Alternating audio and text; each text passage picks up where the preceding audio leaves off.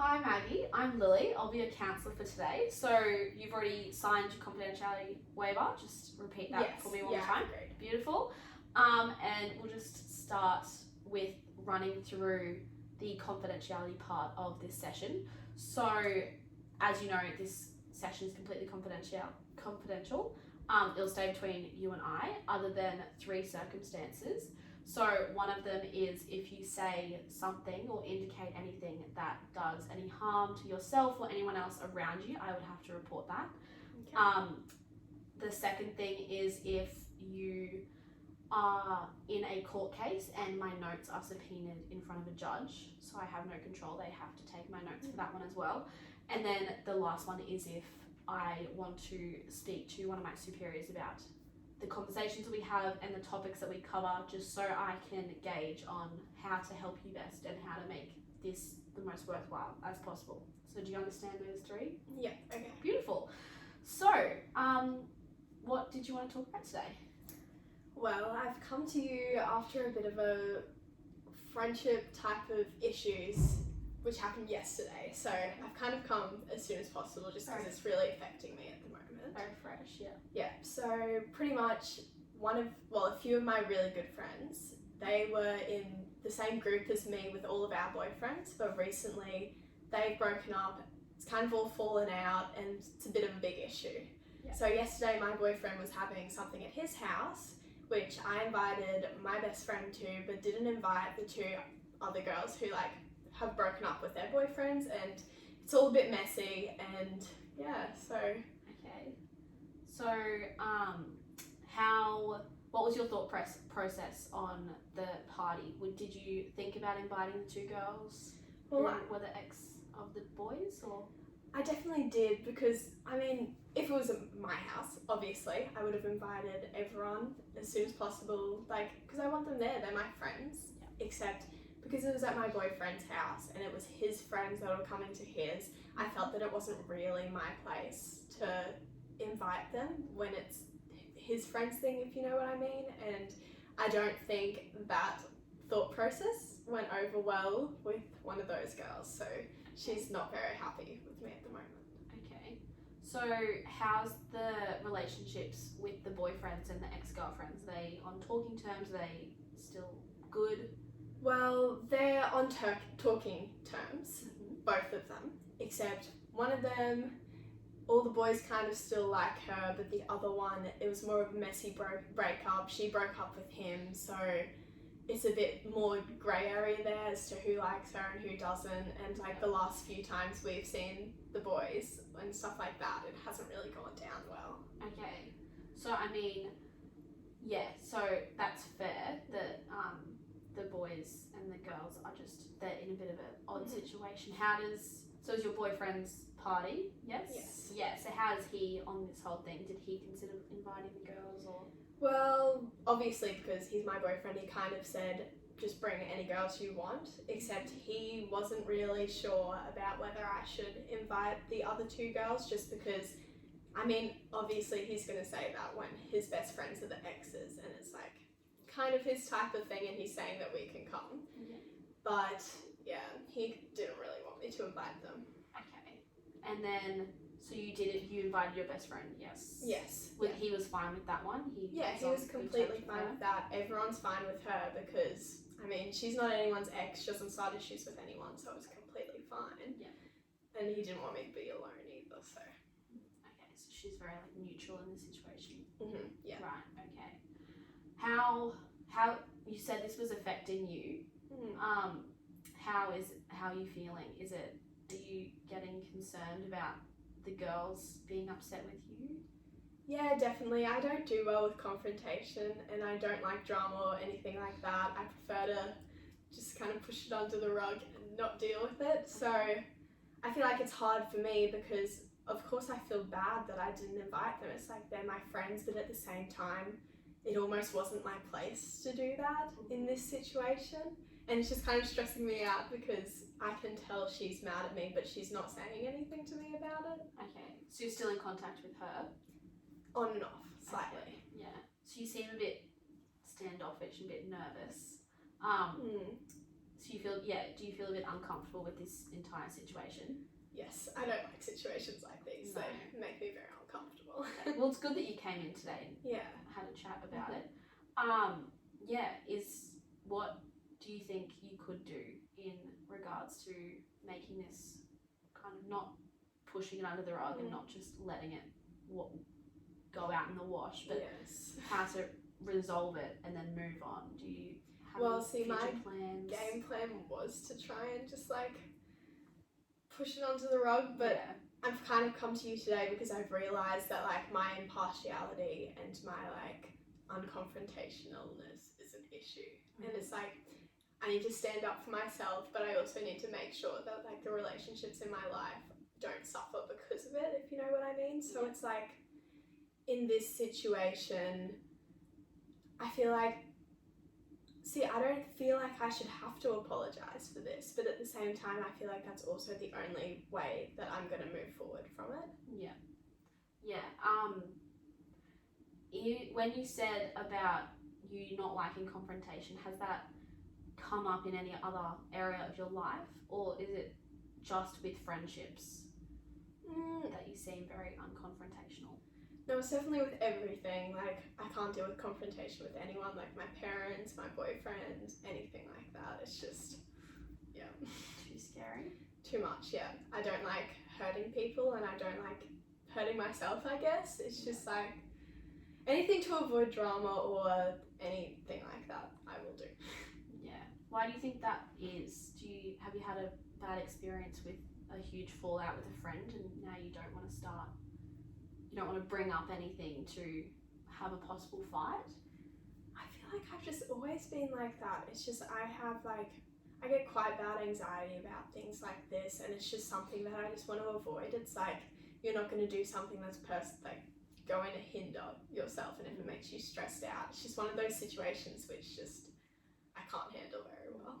So would you say you would purposely, do you think about things so that the fallout isn't hurting people?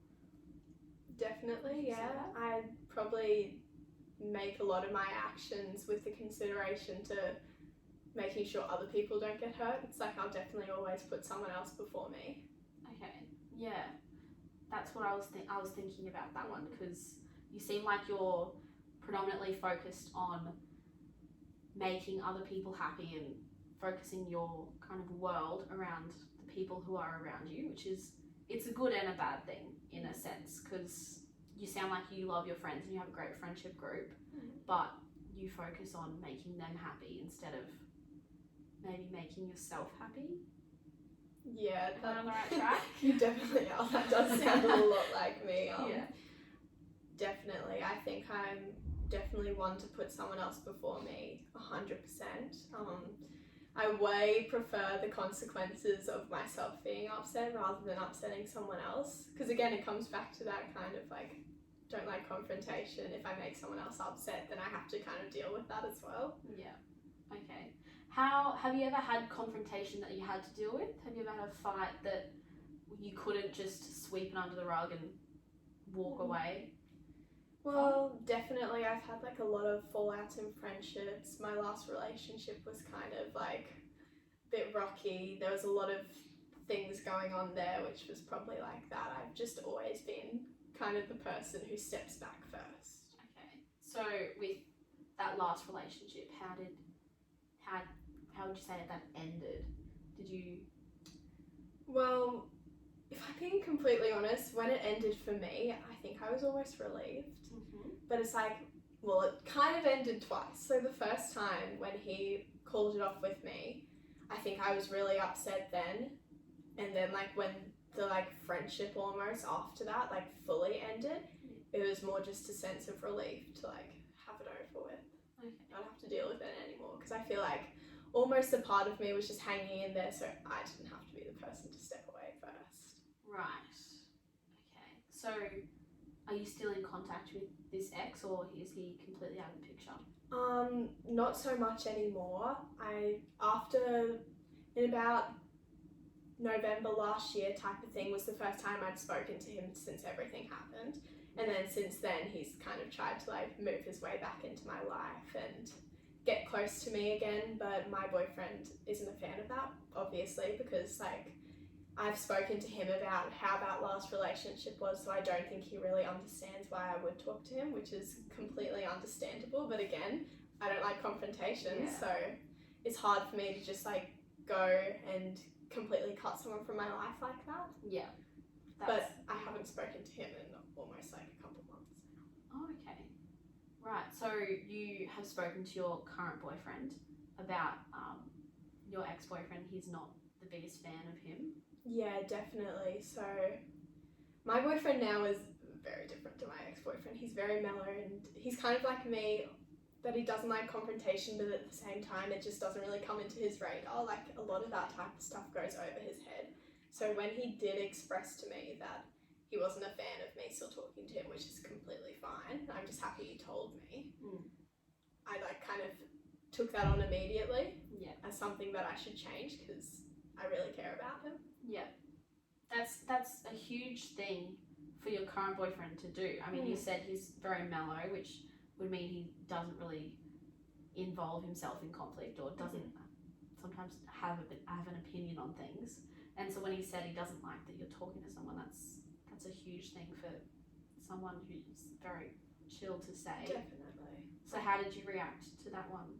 I felt really awful. I felt so bad because he's like, we've never had a fight before. We're very like, it's a good relationship. It's like we're both happy. So for him to like say something like that, that's so like, no, like I don't want you doing this. I was like, oh, this must be really affecting him. Yeah. And that upset me because I felt awful that I let it go on for that long type of thing without even noticing. But it's like as soon as he said that, obviously I'm going to take it on board. Yeah. Well, that's really good of you. I mean, as you said, you avoid conflict whatsoever. So of course you would just say, okay, stop, kind of thing. But how does your relationship with your current boyfriend work? Since you're both very unconfrontational and he's very mellow, do you ever kind of sweep things under the rug with him, or do you have any conflicts? Well, because he is so... Sorry. That's okay. Because he is so mellow, he's not the type of person to bring things up to me as much, but also he doesn't get annoyed very easily. Yeah. So sometimes I definitely have got upset with him before. I've brought things up to him before because I mean, it's kind of unhealthy not to, I'm sure. You'd tell me that.